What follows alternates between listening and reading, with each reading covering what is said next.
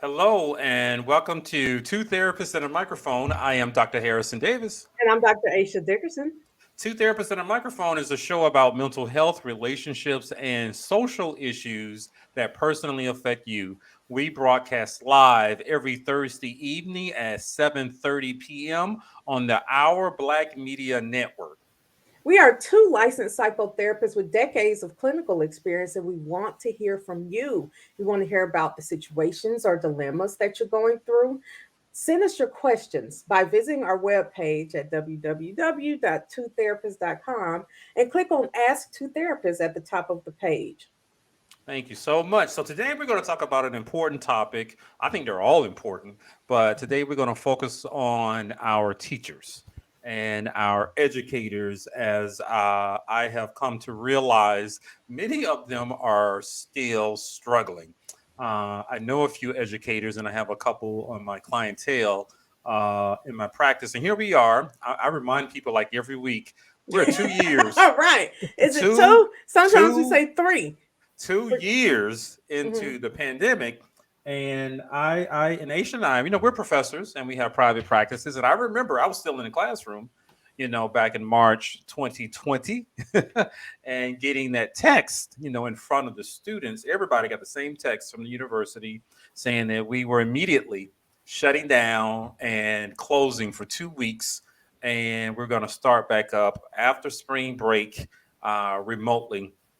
And I Eh, remember everybody was confused. I didn't know what to do. I thought it was a hoax, mhm. and but after that, the world changed, particularly with me and my job. Do you remember that, Aisha? I do, but because I was working remotely, so I was already at home, and the message that I got was more about my kids being in school. They were out for spring break, and we got the message telling us basically don't send them back after spring break. And especially working remotely, the big thing was they were at home burning up all the internet. You Yep. know, I People was started mad rushing. Xfinity giving out internet for free while I was paying $200 a month, and then mine was slowing down. I mean, it's everything was going just Yeah, I think a flat out. lot of us learned at that time when our kids were trying to learn remotely that there's limitations to the internet through Xfinity. I Right. never knew that. Me And then you either. got to pay when you go over the data. So Hmm. we were frustrated, some of us as parents, and trying to make some adjustments and explain things to our kids. Well, the teachers, K through 12 in particular, and a few college professors, they were still struggling, and they still are today. Here Hmm. we are 2 years later, dealing with mask mandates and whether or not we have it or not. Some of them have caught COVID. Some of their spouses have caught COVID. Some of them are afraid of the kids. A number of teachers, I think I heard the last report, 50% the teachers left the teaching field. I just did some research. We have 390,000 fewer K through 12 teachers today Oh, I didn't know that. than we did before the pandemic. That's nationwide, of course. And many of these teachers are having some tough times coping with things and thinking about what they're going to do. They were labeled essential workers, and Hmm. so they could not leave. I remember my daughter's teachers, they didn't know how to look, they didn't know how to use Zoom. They didn't know how to use Microsoft Teams. I mean, it was a mess, and we dealt with it. But the Hmm. teachers are still trying to figure out what they're going to do. Well, and then there's always kind of this like spectrum. You have the teachers who don't really know what they're doing, and they're trying to teach the Yep. old school way from a Zoom. And then you have the other teachers who are doing too much on the internet. Like like the students barely saw their faces. They had them doing Quizlets here and Quizlets there and watching videos. And I'm like, are you? Some teachers were really just chilling at home, They putting the were. stuff in the internet, and then they were happy for the kids to be home because they were home. And then, you got when we come back into the schools, and you have the teachers who are afraid of the students. And then you have Yep. these teachers who are just like, I don't want to wear a mask. So, Yep. and, it turned into a political thing. Harrison, what I remember is when you went back to work, I have that picture actually on our Instagram page, 2TM Show on Instagram for anyone who wants to see it. What Harrison looked like his first day back at work. Yeah. I had on the plexiglass mask, the You paper had a mask, perfect and I had hand hand sanitizer sanitizer. in my Everybody hand came in hand sanitizer at the because same. we were told that summer 2020 to go back and Hmm. teach, but we were required to wear a mask. And at that time, that was before vaccinations, and I didn't know Mm-hmm. what to expect. I'm still looking at the daily count on news, who was Mm-hmm. dying, who had it, and the numbers were high. So I certainly did not want to do it, but I tried to make light of it, to ease everybody's mind. But the fact is, teachers are still overwhelmed. A lot of them are concerned. A lot of them are burnt out. A lot of them have left the teaching field, and a lot of principals and systems are scrambling to hire qualified teachers.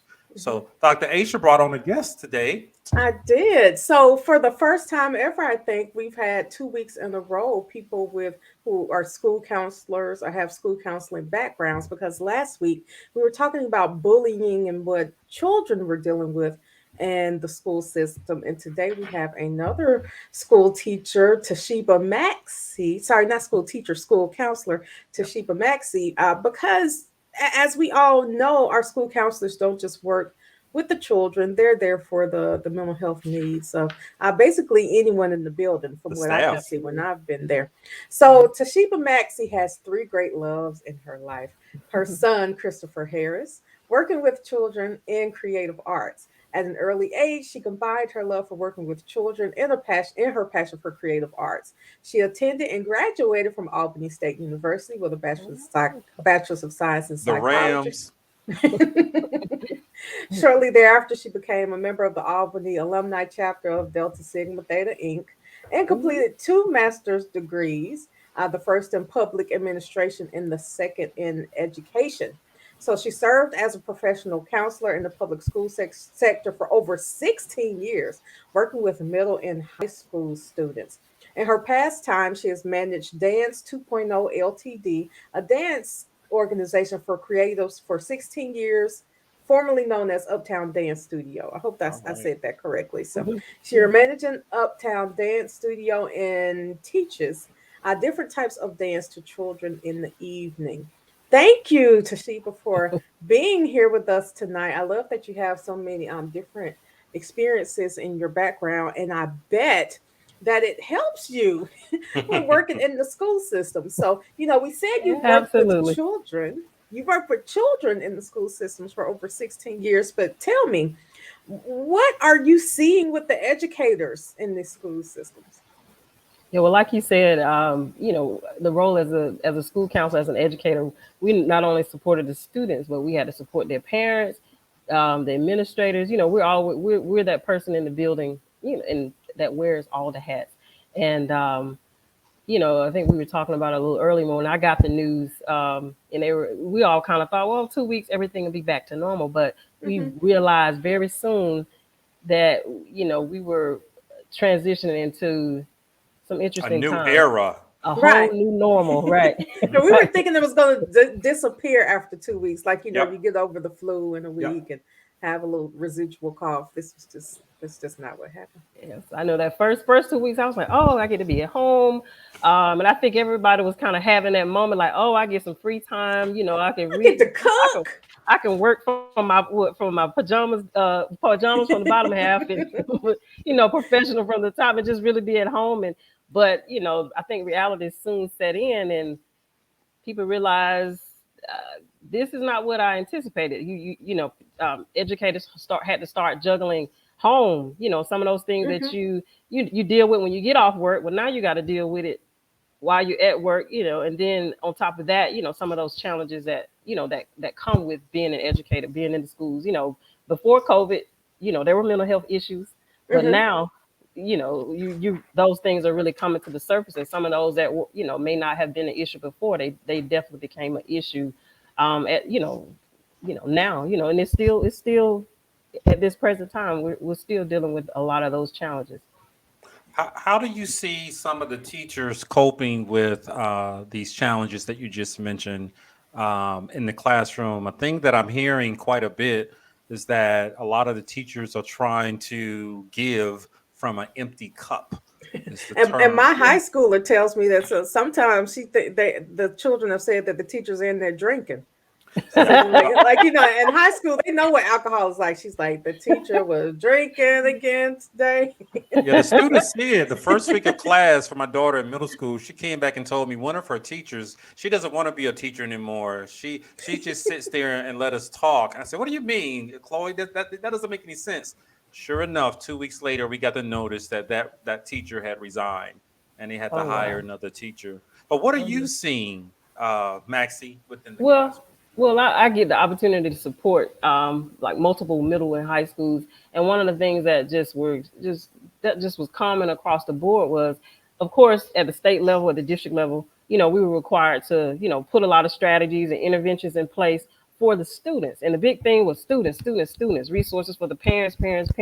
But then I think we were kind of we kind of put we did things a little bit backwards, and of course we had training, we went through things, but it was one of those things, everything was in a hurry, we had to hurry up and get trained on how to social emotional learning was really big during that time, and it still is now, but the primary focus was on the people that we serve, and a lot of adults were burning out, at Yeah. any given time, typically you see teams, just say the middle school level, you have a whole eighth grade, you have two teams that may consist of about 8 teachers on one team, 8 on the other. One outbreak, the whole eighth grade team wiped out. So Yes, that's the schools, thing. yeah, One, who's in ground two zero? days, in Yeah. 2 days, and they had to shut the school down because we were Mhm. trying to. I remember transitioning into the Christmas break.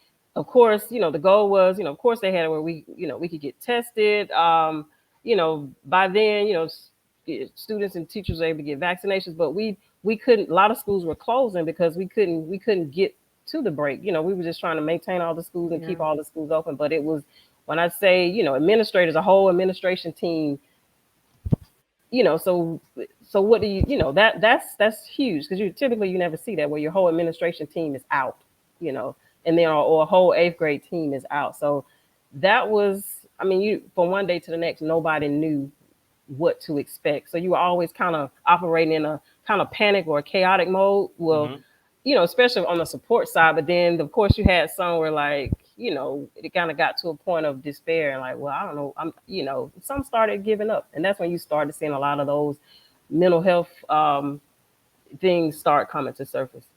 Just from what I experienced. So when you say that some of them started giving up, what does giving up look like? Like what were they doing that came across as just giving up? Besides You, quitting, because we, a lot of them just quit. yeah, well, I definitely, well, I think, Dr. Davis mentioned earlier, you, he's, and those statistics on research shows that 50% of educators were thinking about leaving the field. So just in observing the culture and the norm and just day-to-day conversation, people are starting to shift because there are a lot of additional responsibilities came as a result of COVID. Like I think Yeah. you said, with technology, that was a challenge. And then even some of those kids that you may have had, at-risk students that you had issues with before COVID, now you got to try to manage that and still be held accountable and make sure that they graduate or they're promoted, and all the pressure of that. You just start seeing people not only just showing signs of frustration, Yeah. anxiety, anger, Yeah. and then you just start seeing people check out. Like, look, this is too much. Some would ask for help, and then some would just be content. But when you get to that point, you're not helping yourself or anybody else, or especially our students. Yeah, I can remember one of my clients. She was a longtime teacher for like 19 years, and into the pandemic, that following fall of 2000, I think that's when everything hit her. She was still afraid. You mentioned anxiety and worrying about Hmm. herself, her parents who lived in another state, Hmm. and it also highlighted some marital issues that she Mm, was dealing with. And I remember she told me that she wasn't doing what she loved to do because she's sitting in front of a computer. I think a lot of us are about zoomed out these days, but she entered the teaching field Yeah. so that she can stand up in front of a class and connect and engage students and help them to learn. And it's like that piece was taken away from her. So for her, she checked out by not engaging the students. She did not grade their papers. She became depressed, very easily irritable, and the principal would call her out on it, and she actually had to go on disability because her depression got so bad for her. And I remember, and medication as well. And I remember she was telling me that all her teacher friends in the school were like that. So I cannot imagine what a lot of them were going through. But administrators were out, the kids were half on the class Zoom call, Right. go, The ones when they took tests, they were cheating. playing I don't music. know Yeah. if the kids learned half the stuff they were supposed to I walked in learn. on my daughter one time right here in my study in the office, and this is where she was sitting, and she was asleep during class, sitting in this Look, chair. kids will be kids now. That's the thing. But what Right. message did that all send the teachers? That's what how were teachers interpreting and coping with all of that? That's how one of my clients dealt with it. She shut down. She could not deal. It was the enormity of everything, including trying to teach in a way that she had never thought about. Yeah, it definitely was an adjustment. It was an adjustment for everybody. We had to do a whole lot of things really quick. A lot of things were implemented. That a lot of teachers, counselors, administrators weren't very familiar with. But yeah, I think where we started, where we are now, we've made a lot of progress, and there are a lot Good, of supports in place. You good. see districts hiring more support staff. Mm, You see districts offering more opportunities for employee assistance program. Before, okay, we knew it was there, but now they're a little bit more intentional with saying, hey, you need to make sure that you take advantage of that. And for those that are kind of weathering the storm, yep. we're seeing that, and they're relying on those outside pastimes to really get by. Because honestly, those things may be in place where you can take advantage of them, during the day or in a school system, or you could do virtually. But how much time do they really have if they're really working with the students and the parents? So um, I think it really, uh, those that have weathered the storm are really taking time to really introspectively just do what they had to do to survive. Everybody just got in survival mode. Now we can't stay in survival mode forever, but Hmm. that's what happened.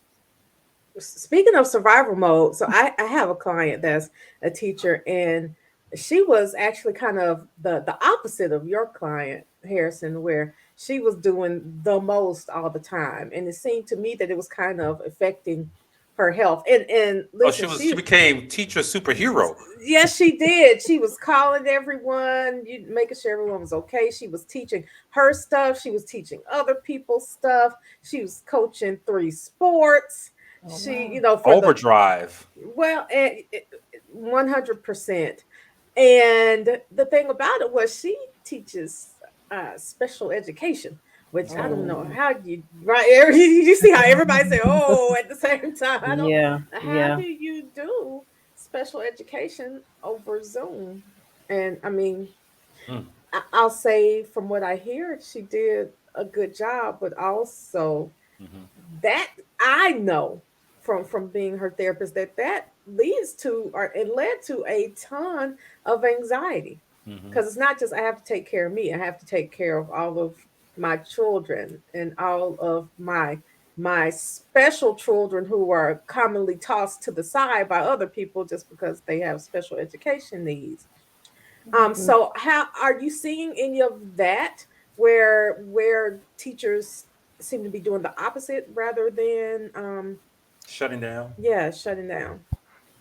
I can definitely say that you definitely have, and you may often hear people refer to teachers, and educators as, superheroes, but superheroes need support system and help too sometimes.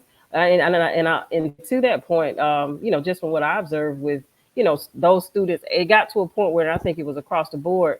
I know at some point they start transitioning in smaller groups, and this is just from what my experience. And because the need was so great for those special education students, they had to allow smaller groups, to actually come in the school where prior to the whole population coming back in the building. So it was a lot. and just hats off to those, teachers and educators that have to work with that special population or any special population for that matter that have additional needs that, with that virtual layer to it, it adds all kind of challenges to it.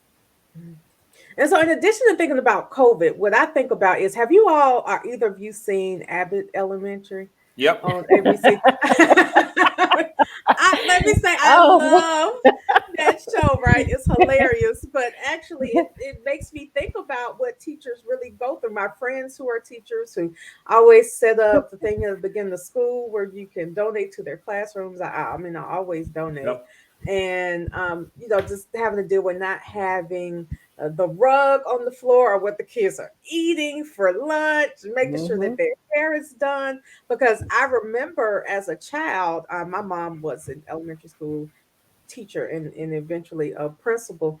But I remember her having to deal with that kind of stuff. When defects comes, sometimes you're the only person as a teacher that the child has that's steady in their lives if they don't get moved. Or, if you can braid their hair, if you can twist their hair, if you could keep some extra deodorant and lotion and clothes. I mean, it's already, what I'm saying is it's already stressful to be a Yep. teacher Yeah, before yeah, COVID.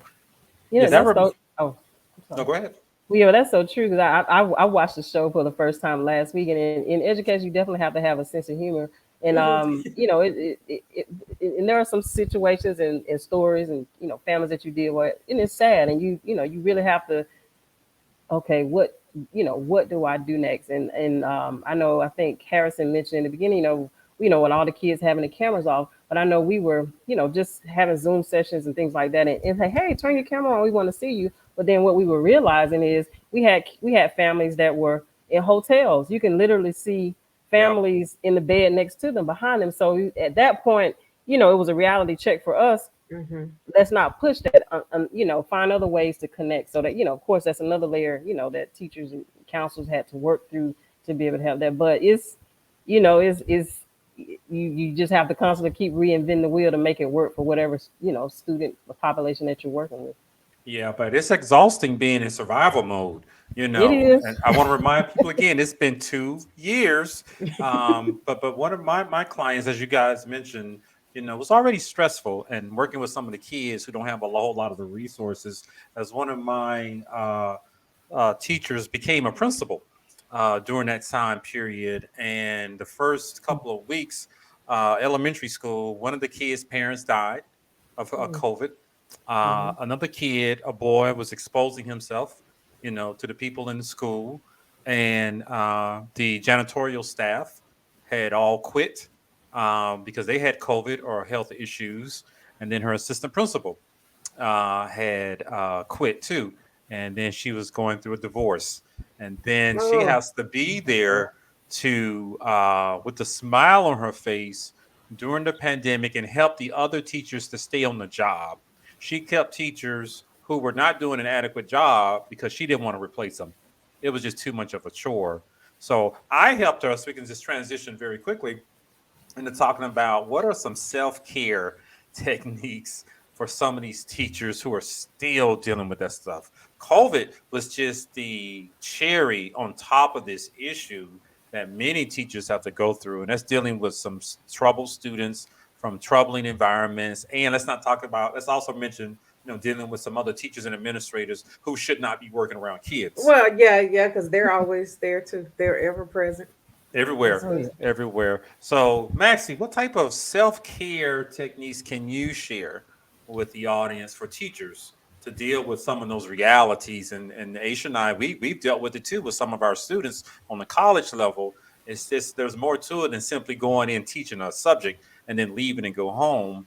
There still is a lot of engagement with the environment. Oh yes, absolutely. Well, there's like different layers to it. My role in the as a counselor, a lot of times, we would provide support to the teachers and the students. Sometimes that may consisted of going into the classrooms, talking about breathing techniques, or if you're feeling, if you're feeling this way, or if you're feeling sad, or if you feel like you need someone to talk to, just giving them those options and letting them know that, hey, um, we're here for you, and these are things that you can self advocate for yourself. And a lot, and what I learned and observed, in just going in and trying to make sure we provided support for the students, the teachers needed that additional support too. So sometimes the additional support staff in the buildings, like your social workers, your behavior intervention specialists, your school psychologists, we were, we had to start creating like our own community to kind of, hey, well, let's do this today. Let's go walk track today, or let's do yoga. Let's do some meditation. And then even, and even some schools you saw where they had rooms where, hey, I just need a timeout. I don't want to talk to you or nobody else. Can I just go in here for a few minutes? And you start seeing, that implemented a lot across the board. So I think, teachers, educators just across the board, they were using all of those tools and resources, but it was changing so fast. It's just a constant adjustment. Thank you. So, do you ever experience times where the teachers just come? Because I always tell my adolescent students, when you have an issue, just stop by and talk to a school counselor. Are the educators coming and just sitting on your couch too in your office? Yes. Look, and even if I'm not in the office, they will find me wherever I may be. Like, hey, absolutely. Sometimes they want to vent, sometimes they just want to talk, and then of course, as that support person in the building, we're equipped with all kind of resources, and that's when we get the privilege of, referring them to therapists like you guys so they can get that wraparound service that they need. And even I found myself during the pandemic having to reach out to a licensed therapist, and that was my first time, to be honest. And it opened my eyes to even wanting to transition and start working on my LPC. But I had it was just a lot going on, trying to be the person to provide support, and then watching things happen that were beyond your control that you couldn't do, and it just got overwhelming. On top of Yeah. seeing people pass away that I love and care for, Yep. and knowing the people that you support going through the same thing. After a while, your cup is empty. It's just empty. That's the term that I heard a lot. So you mentioned meditation. I cannot emphasize that more.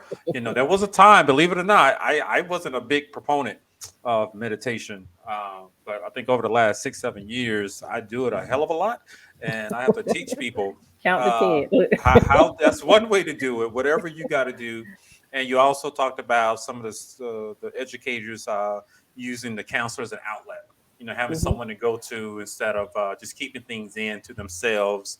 But also the other issue I think would be very helpful is minding your boundaries, because the Mhm. I teachers like have to that. do a lot Look, and that's what they're my asked. therapist told me in my session. I had to create some healthy boundaries and own that. And when Yeah, I say those it changed my whole perspective, and it made a big difference, huge Yeah, difference. that principal client of mine. I mean, she was driving kids home. She was going up there on a Saturday. She was staying late to 9 o'clock. She Hmm. had empty positions that she had to interview for Hmm. and Hmm. fill. And so it was like she was always working, and then had Yeah, these other that cape personal on. things. Yeah. So we had to talk about boundaries. And I know a lot of teachers and educators. They stay. We don't have 9 to 5 working hours, No, and you so it's don't. easy. Teachers want to be helpful and they forget about those boundaries and they do things for other folks, like your superhero teacher that you had, Aisha. So You she know, was she been at school from like 6 something in the morning till yep,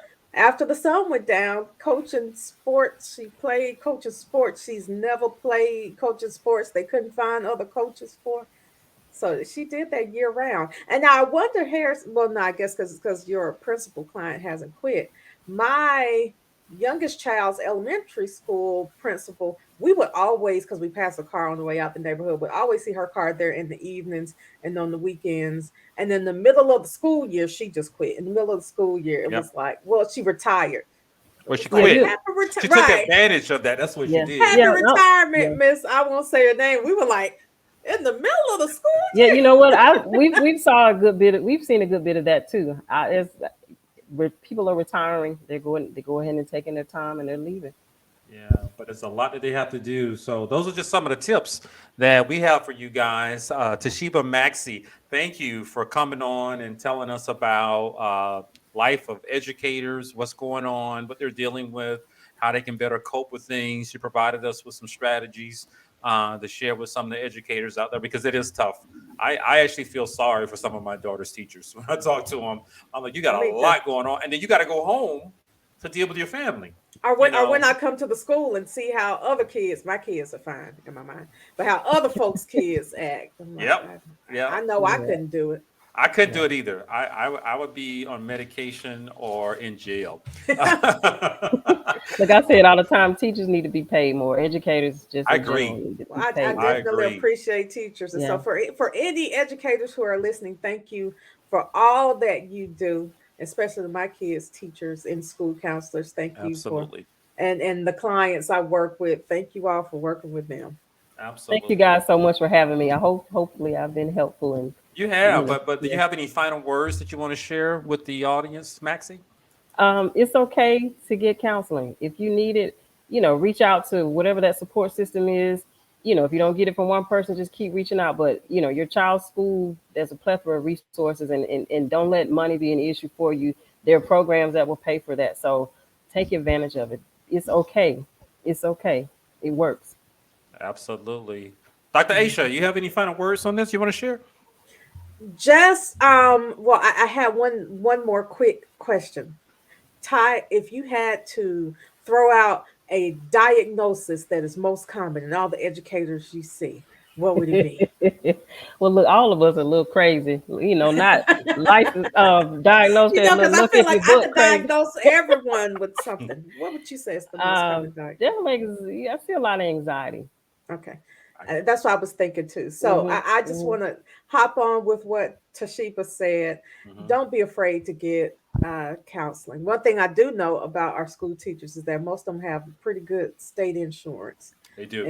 And so take advantage of your take advantage of your take advantage of your benefits. EAP, that's Employee Assistance Program. I am one of the clinicians. But what I would love to just say, God bless the teachers. I mean, you guys are saints.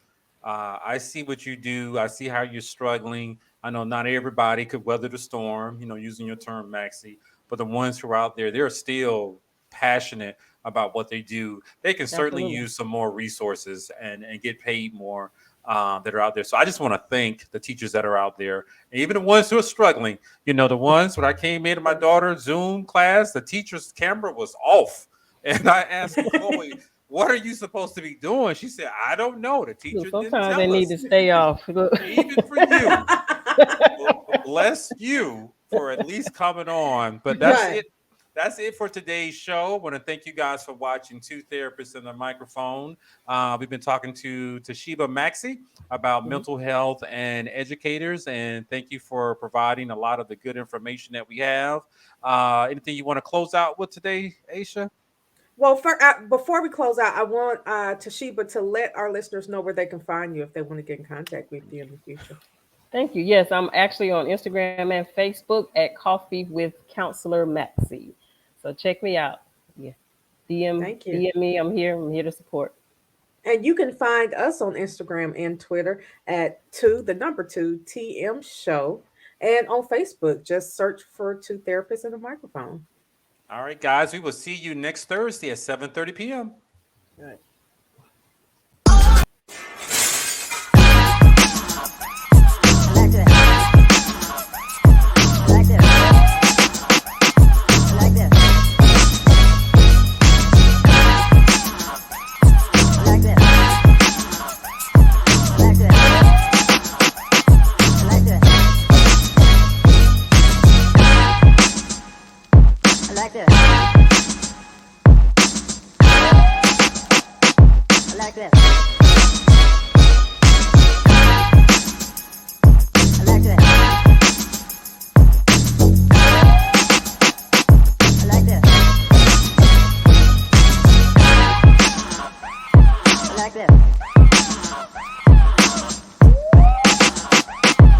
like that.